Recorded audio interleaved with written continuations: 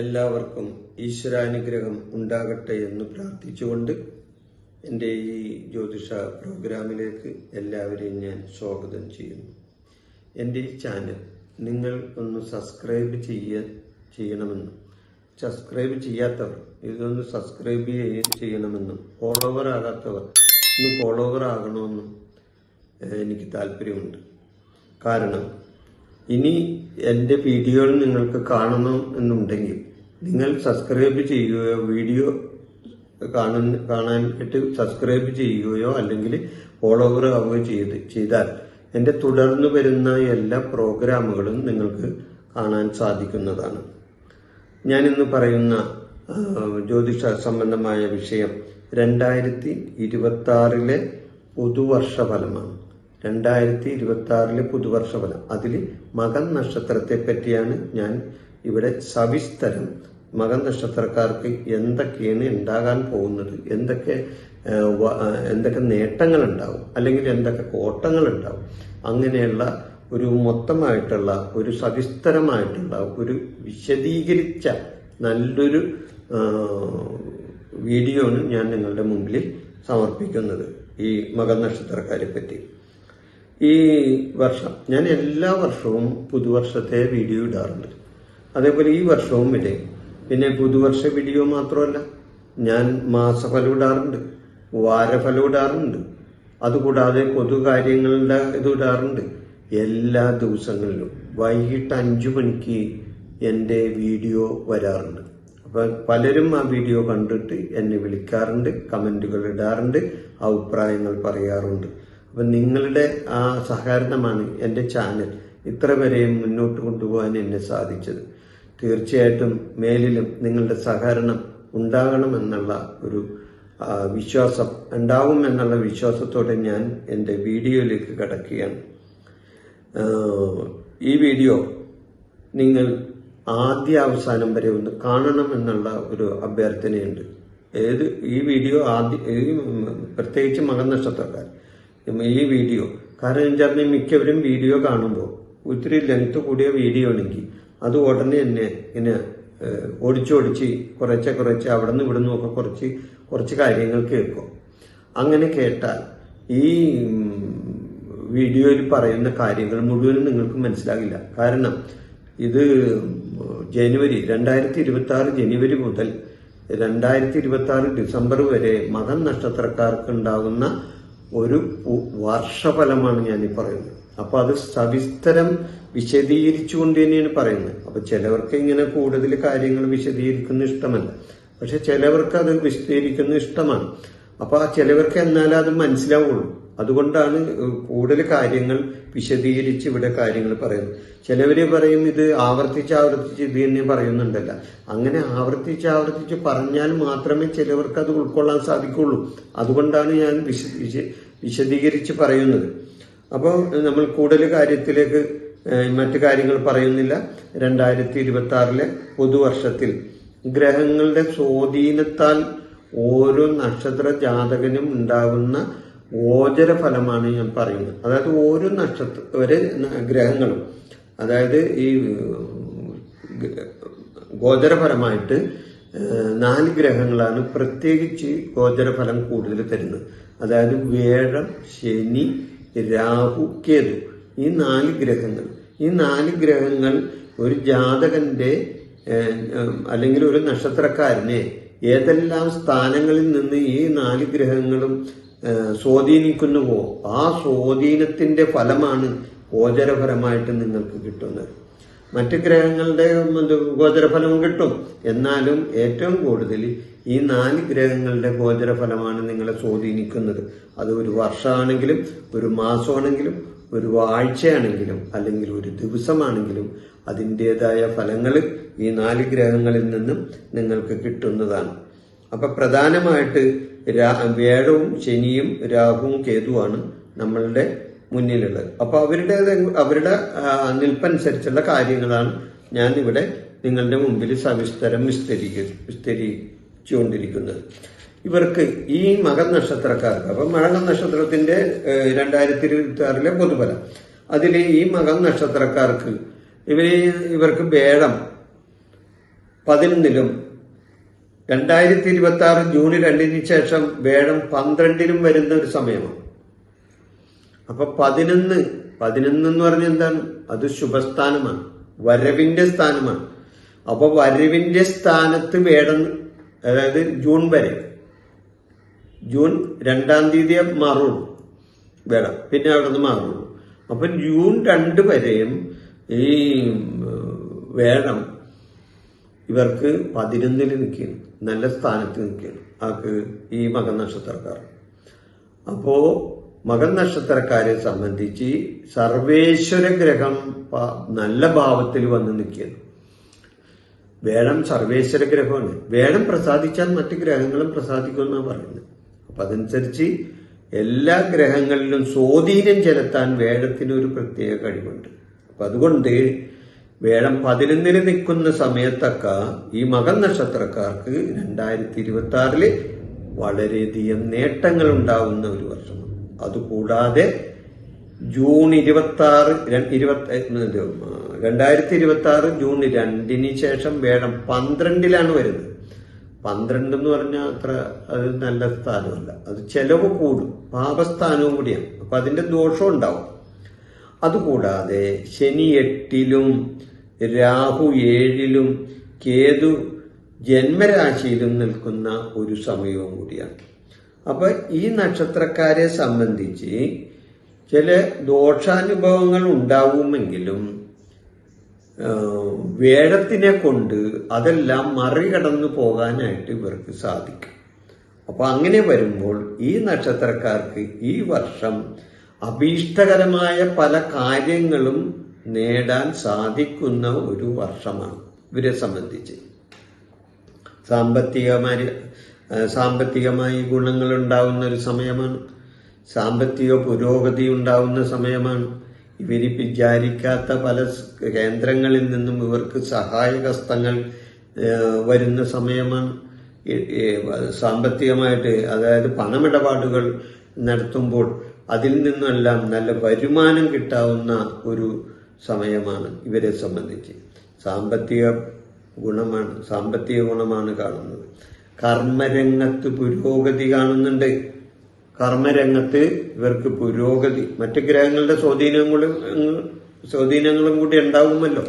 അല്ലാതെ ഈ 4 ഗ്രഹങ്ങൾ മാത്രമല്ല, പ്രധാനമായിട്ട് 4 ഗ്രഹങ്ങളാണെങ്കിൽ മറ്റു ഗ്രഹങ്ങളുടെ സ്വാധീനം കൂടി ഉള്ളതിന്റെ പേരിൽ ഇവർക്ക് കർമ്മരംഗത്ത് പുരോഗതി ഉണ്ടാകാനും ധാരാളം യാത്രകൾ ചെയ്യാനും അവസരങ്ങൾ ഇവർക്ക് വന്നു ചേരുന്നതാണ്.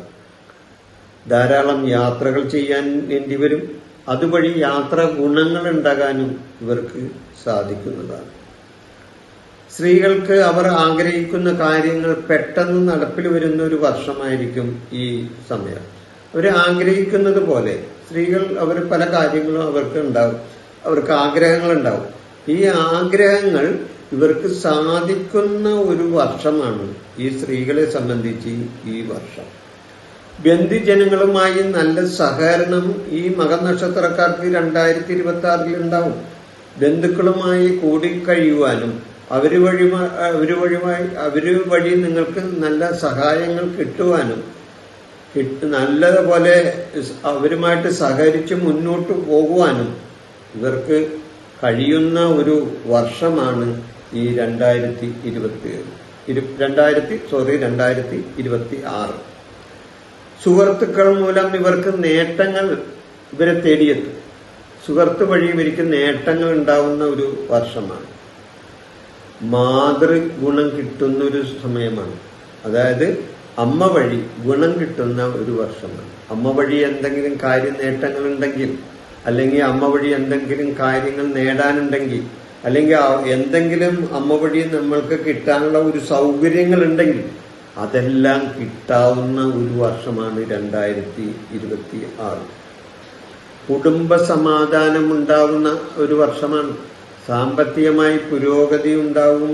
അതോടൊപ്പം കുടുംബത്തിൽ സമാധാന അന്തരീക്ഷം ഉണ്ടാവുകയും കുടുംബത്തിൽ സന്തോഷങ്ങളും ഗ്രഹപുഷ്ടിയും കുടുംബ സൗഖ്യവും ഇവരെ തേടി വരുന്ന ഒരു സമയവും കൂടിയാണ് ഈ 2026. രാഷ്ട്രീയക്കാരെ സംബന്ധിച്ച് നേട്ടങ്ങൾ ഉണ്ടാവുന്ന ഒരു സമയമാണ്. രാഷ്ട്രീയക്കാർക്ക് നേട്ടങ്ങളുണ്ടാകും. രാഷ്ട്രീയക്കാർക്ക് മാത്രമല്ല, പൊതുപ്രവർത്തകർക്ക്, കലാ സാംസ്കാരിക രംഗത്ത് പ്രവർത്തിക്കുന്നവർക്ക്, ജീവകാരുണ്യ പ്രവർത്തനങ്ങളിൽ ഏർപ്പെടുന്നവർക്ക്, ഇവരെല്ലാം പൊതുജനങ്ങളുമായിട്ട് സഹകരിച്ചു പോണവരല്ലേ. ഇവർക്കെല്ലാം, അതായത് ആർക്കാണ്? രാഷ്ട്രീയക്കാർക്ക്. അവർക്കൊക്കെ വളരെ നേട്ടങ്ങളുണ്ടാവും 2026.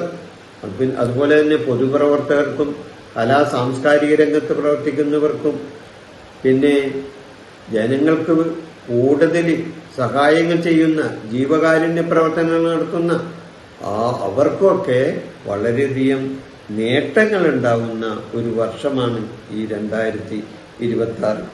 പ്രതീക്ഷിക്കാത്ത സ്ഥലത്ത് നിന്ന് ഇവർക്ക് സഹായങ്ങൾ ഇവരെ തേടിയെത്തും. ഇവര് പ്രതീക്ഷിക്കാത്ത ഭാഗത്തു നിന്ന് തന്നെ ഇവർക്ക് സഹായം കിട്ടും. ഇവര് തന്നെ ചിലപ്പോൾ അതിശയിച്ചു പോയിന്ന് വരും.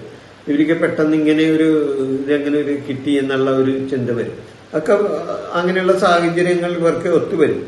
ഇവർ ചെയ്യുന്ന പ്രവൃത്തികളെല്ലാം തന്നെ വിജയത്തിലെത്തുന്ന ഒരു സമയമായിരിക്കും. ഇവരെന്ത് പ്രവൃത്തി ചെയ്താലും അവിടെ കാര്യവിജയങ്ങളുണ്ടാവും, കാര്യനേട്ടങ്ങളുണ്ടാവും. അതെല്ലാം ഇവർക്ക് നേടാൻ പറ്റുന്ന ഒരു സമയമാണ് ഈ 2026. സത്യസന്ധതയും ഈശ്വരചിന്തയും ഇവർ മുറുകെ പിടിക്കുകയും കാര്യങ്ങൾ കൈകാര്യം ചെയ്യുകയും ചെയ്യണം. അപ്പൊ ഇവര് സത്യസന്ധമായ കാര്യങ്ങൾ കൈകാര്യം ചെയ്യണം.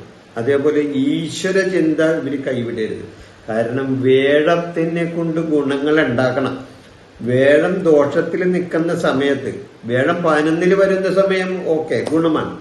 എന്നാൽ വേഴം 12 വരുന്ന സമയത്ത് നിങ്ങൾ വേഴത്തെ ആരാധിക്കണം. അപ്പൊ ചോദിക്കും, വേഴം എന്ന ഗ്രഹത്തിനെ എങ്ങനെ ആരാധിക്കുന്നു?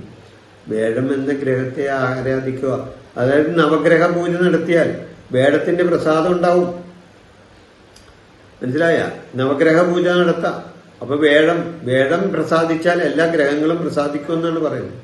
അപ്പൊ അതുകൊണ്ട് വേഴഗ്രഹത്തെ, ഇനി അതുകൂടാതെ വേഴഗ്രഹത്തെ പ്രസാദിപ്പിച്ചാൽ വേഴഗ്രഹത്തിന്റെ ദേവൻ, വേഴഗ്രഹത്തിന്റെ ആരാണ്? കൃഷ്ണൻ, ഭഗവാൻ കൃഷ്ണൻ, മഹാവിഷ്ണു, ഇതെല്ലാം വേഴത്തിന്റെ ദേവന്മാരാണ്. അപ്പൊ വേഴം പ്രസാദിച്ചാൽ വേഴത്തിന്റെ പ്രസാദം മാത്രമല്ല, ആ വേഴത്തിന്റെ ദേവന്മാരുടെ പ്രസാദവും കൂടി കിട്ടേന് നമുക്ക്. മനസ്സിലായോ?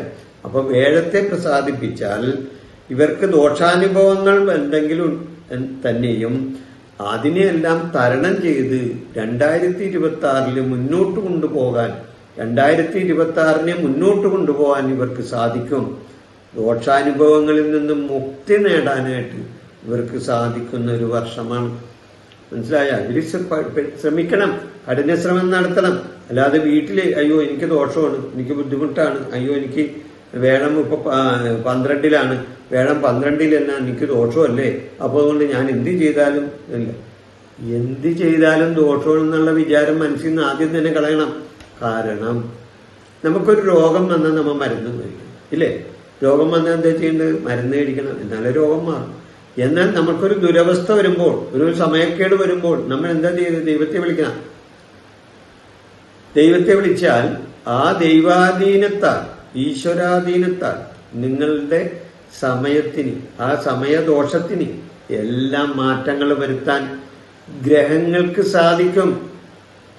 സൗരയൂഥത്തിൽ നിൽക്കുന്ന ഗ്രഹങ്ങൾ ഭൂമിയിലുള്ള ജനങ്ങളെ സ്വാധീനിക്കുന്നുണ്ട്, ഇല്ലേ?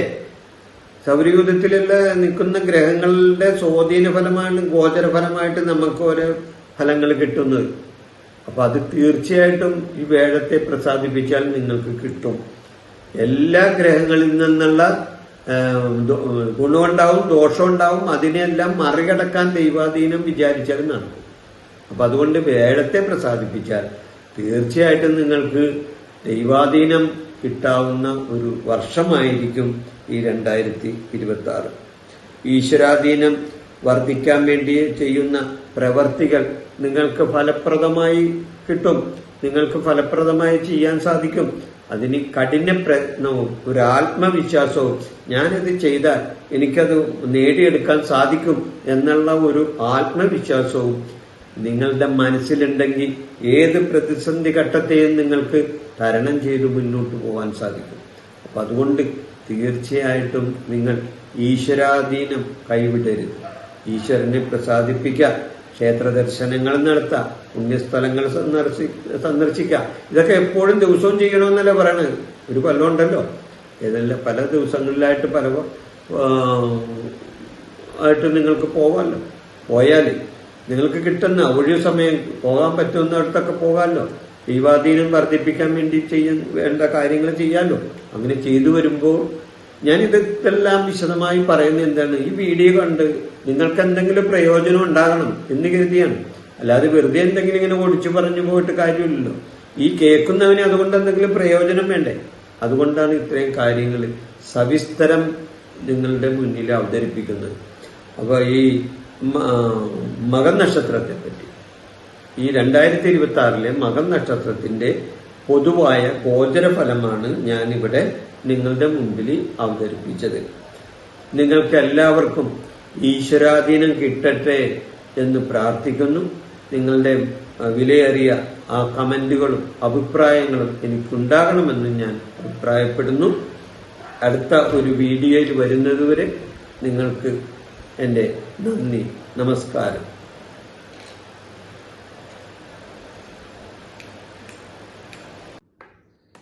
എൻ്റെ ഈ ജ്യോതിഷ പ്രോഗ്രാം നിങ്ങൾക്ക് ഇഷ്ടപ്പെട്ടാൽ നിങ്ങൾ ഈ ചാനൽ സബ്സ്ക്രൈബ് ചെയ്യാനും ലൈക്ക് ചെയ്യാനും ബെൽ ബട്ടൺ അമർത്താനും മറക്കരുത്.